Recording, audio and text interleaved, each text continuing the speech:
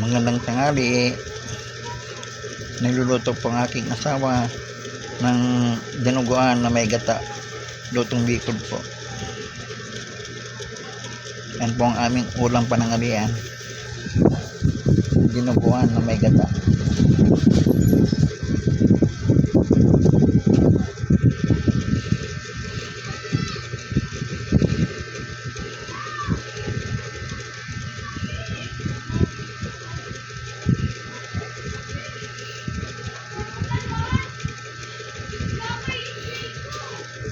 Init po ng panahon.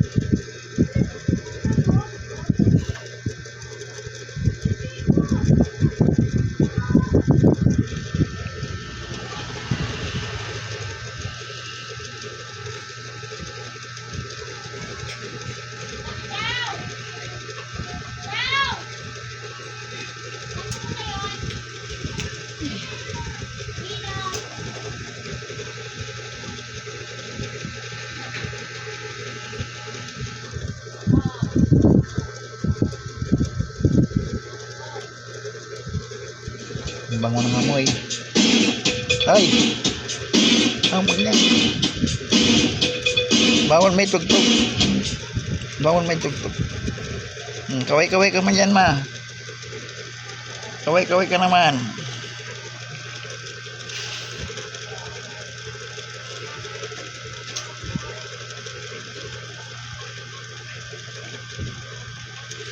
Bango po ng amoy ng ng aming dinuguan. Amoy mabungo kasi may tandan po, nalagyan ng tandan. Yan po ang isang sekreto sa pagluto ng dinuguan, yung lalagyan po ninyo ng tandan kasi bukod sa pampasarap na pangpabango pa.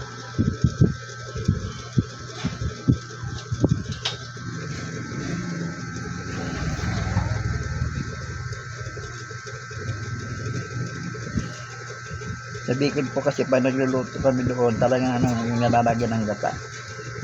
Iba nga sinusunugan pa ng yung sinusunog mo na yung niyog bago igata.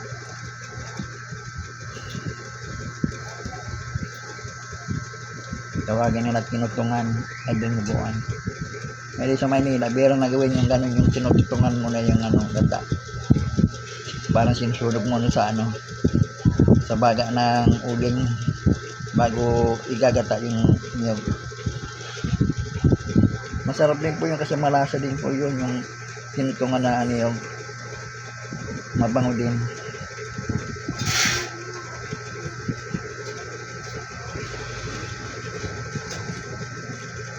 Sabi po ang minsangan ng ng init.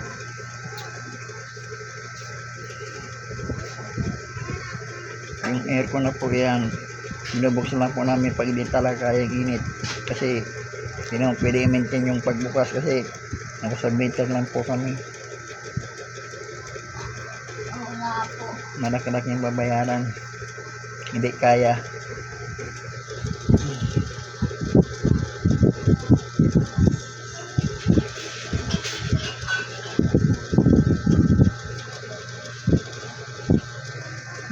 Init sa labas. Sarado ko lang pinto. Init sa labas.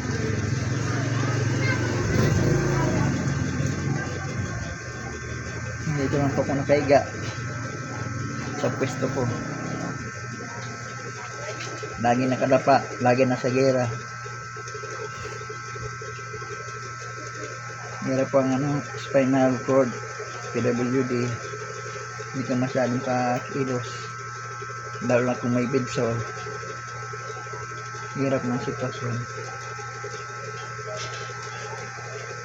Meron po ninyo sa loob ng 1992 hanggang ngayon, mga patuloy po ng 34 years at ng ganito.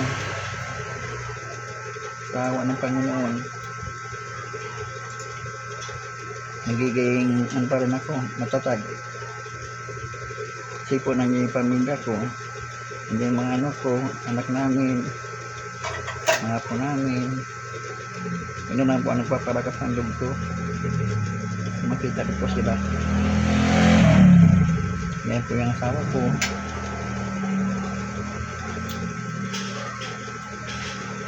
Salamat po sa asawa ko dahil pagtiis po, hindi pa rin siya. Sabi ko, hindi ko ako pinababayaan.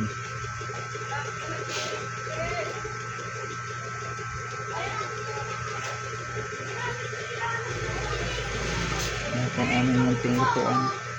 Maliit na naman po ang aming munting kwarto. Dalaw lang naman po kasi merito kasi yung mga anak namin may kanya-kanya, hindi po sila tinutulungan na baan. Parehas na po may anak. Tigdalaw po sa anak na parehas lalaki. Bali 4 na po ang aming apo, puro lalaki. Babae lalaki lang po ang aming anak.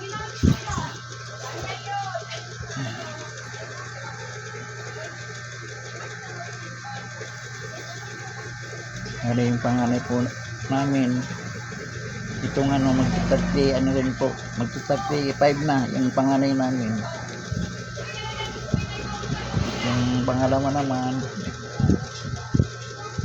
33.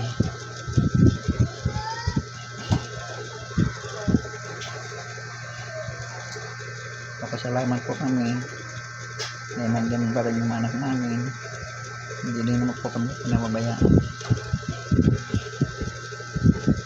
Tulungan po.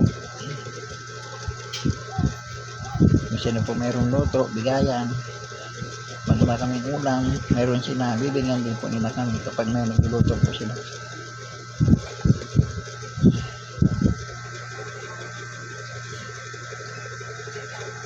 Nadalat na kami dito.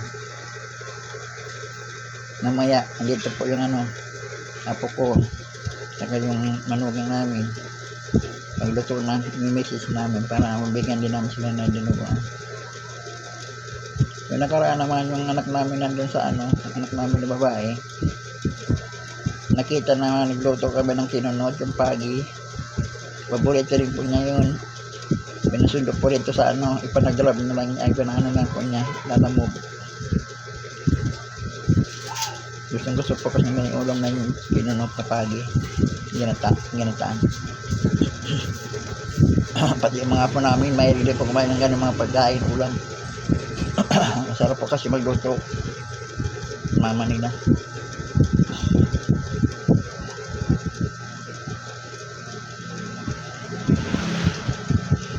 Sarap po yung magluto ng asawa ko. Kaya pag may mga andaan po dito, simot ang mga namin anda. Lagi simot. Lalo na yung spaghetti, pagdalasahan nila. Parang Jollibee daw. Masarap ng luto.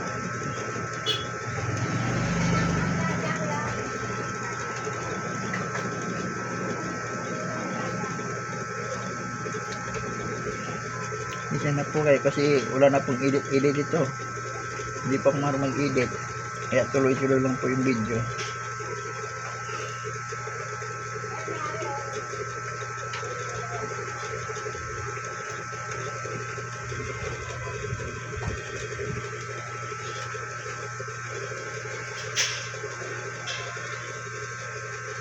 Pag dito mo ma, Ilagay ko na yung gata. wala pagkata.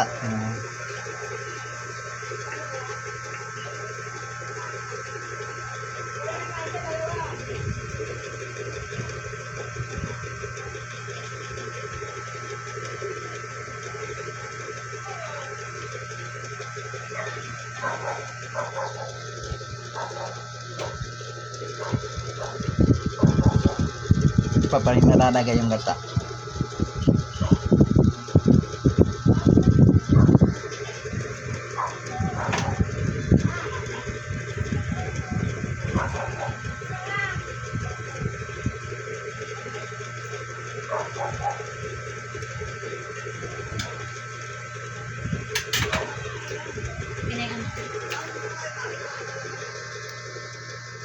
Ganyan na.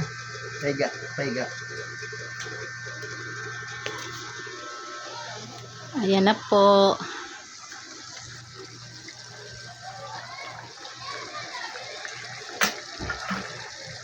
Dinuguan na may gata.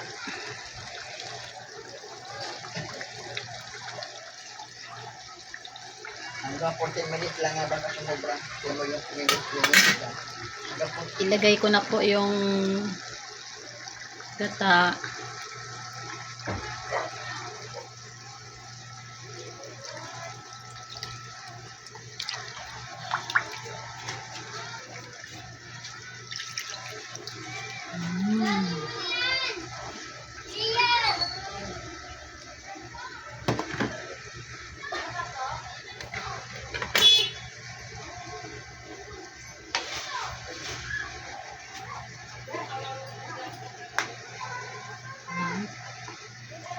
muna natin haluin kasi kalalagay lang ng gata. Baka magbubuo. Yan na po.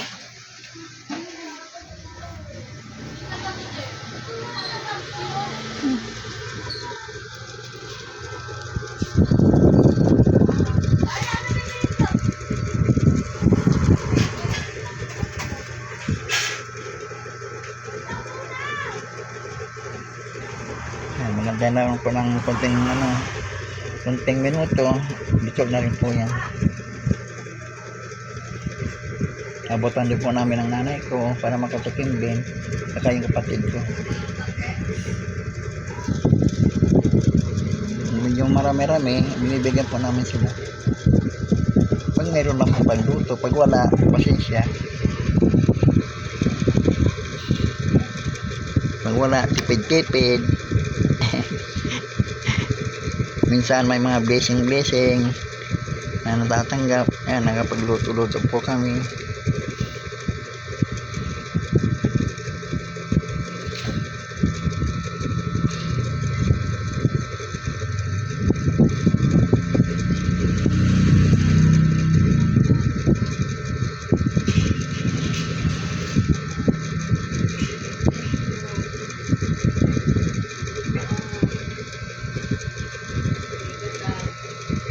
Po, hanggang dito na lang po. Maraming salamat po sa panonood po ninyo ng aking munting video. God bless po sa inyong lahat. Bye bye.